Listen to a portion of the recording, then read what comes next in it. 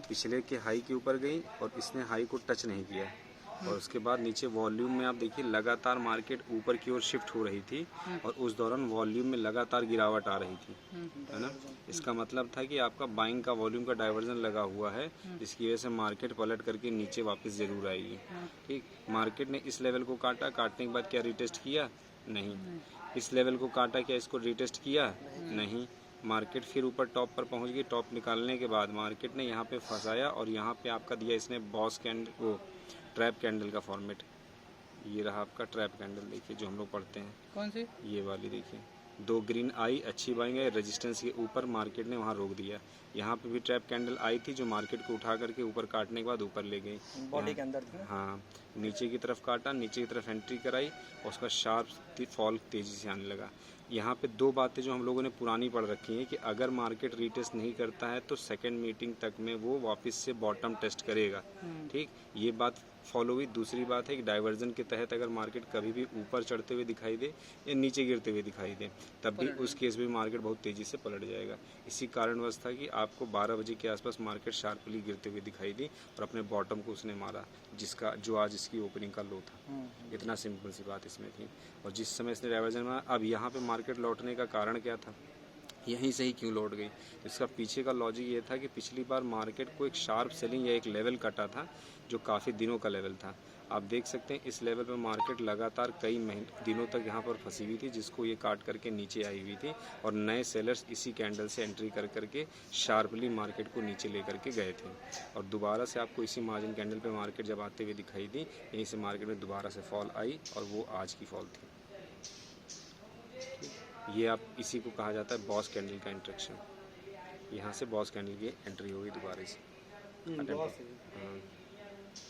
Clear? ये थी आज की मार्केट, सिंपल। अब मार्केट जब भी ऊपर उठकर आएगी तो यहाँ से रिजेक्शन पक्का होगा ना सर? एक बार हो चुका है, थर्ड अटेम्प्ट जाएगी तो रिजेक्शन दिखाई तो देगा। बना चुका है। हाँ, नहीं तो वो तो हाँ वो ठीक है, वो बेस एरिया कैंडल था, वो बॉस नहीं होता। बॉस, हाँ, ये बेस एरिया कैंडल आपका बना हुआ है, ये बेस कैंडल। बॉस और बेस में क्या अंतर होता है? बेस पहले छोटी छोटी कैंडलें बनती है, उसके बाद बड़ी सी एक कैंडल आती है। और बॉस में क्या होता है, एक बड़ी कैंडल आने के बाद छोटी सी कैंडल बन जाती है। तो इसमें बेस कैसे 2 बड़ी आई थी? छोटी छोटी कैंडल के बाद बड़ी कैंडल आती है। ये देखिए आपकी छोटी छोटी कैंडलें 3 आई, 1 2 3 आई, 15 मिनट तक वो मार्केट उसी फंसी रही और नीचे तक गिर गई। यहाँ पे एक सिंपल लॉजिक से भी ट्रेड किया जा सकता था। वो ट्रेड था कि आपका रेजिस्टेंस की मार्जिन कैंडल के नीचे मार्केट ने समय बिता दिया 3 मिनट, 3 कैंडलें लगभग 15 मिनट 20 मिनट बिताया, जिस वजह से मार्केट में नीचे की तरफ स्ट्रेंथ थी, ऊपर की तरफ नहीं थी। अगर रेजिस्टेंस मार्क करते तो उसमें नीचे ही था। हाँ बिल्कुल, मार्क करना ऊपर नहीं हो रही थी। जैसे से ऊपर शिफ्ट होता है तो स्विंग हाई मार्क करते चलना चाहिए था आपको। ये भी कल का क्या प्लान है?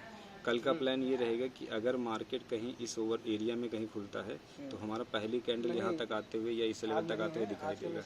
उसके बाद मार्केट साइडवेज होने के चांस रहेंगे।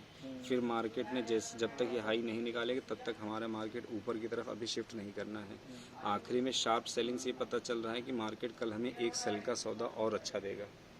सेल का सौदा देने के बाद ही मार्केट में कुछ नया प्लान हो सकता है। क्योंकि क्लोजिंग ये है, उल्टा फ्लैग नहीं है? उल्टा फ्लैग नहीं लग रहा है? हाँ ये बन सकता है, ये उस टाइप से बन रहा है आपका फ्लैग। उल्टा फ्लैग गुड विकास जी। उल्टा फ्लैग की टाइप भी दिख रहा है। तो ये कंटिन्यूएशन पैटर्न में तो ऐसे गिर के ऐसे वापस रिटेस्ट करके और फॉल कर सकती है और जहाँ से मार्केट ने अपने बॉटम उठाया उस मार्जिन रेट में। अच्छा ये चीज़ और भी देख सकते थे आप कि पिछले कई दिनों से मार्केट ऊपर चढ़ रही थी लेकिन रिटेस्ट वाला काम नहीं कर रही थी। इसकी वजह से मार्केट को बॉटम पे आना ज़रूरी था। ये यहाँ तक फिर आ सकती है, कल भी आ सकती है नीचे वाले एरिया तक। यहाँ पे आपको वापस से बेस मिलना शुरू होगा तो हो सकता है मार्केट रुकने के बाद बाउंस कर जाए। तब तक हमारा बस सिंपल लॉजिक है कि मार्केट की क्लोजिंग लोअर साइड में। ये देखिए वनडे पे तो इन्वर्टेड हैमर बनाया ना। हाँ लेकिन जगह तो यहाँ तक ये अगर इन्वर्टेड हैमर का लो कटेगा तो फिर आपका नीचे मार्जिन कैंडल के हाई तक जाएगा, 5980 तक का लेवल है। बिल्कुल बिल्कुल बिल्कुल बहुत सही पकड़ा आपने। क्या कह रहे विकास जी, दिखाइए। ये वनडे का है, अगर सर ये कल इन्वर्टेड हैमर कटा ये वाला तो फिर मार्जिन कैंडल के एवरेज तक आएगा। मार्जिन कैंडल का एवरेज यहाँ पे आज कर लो 50,958 तक।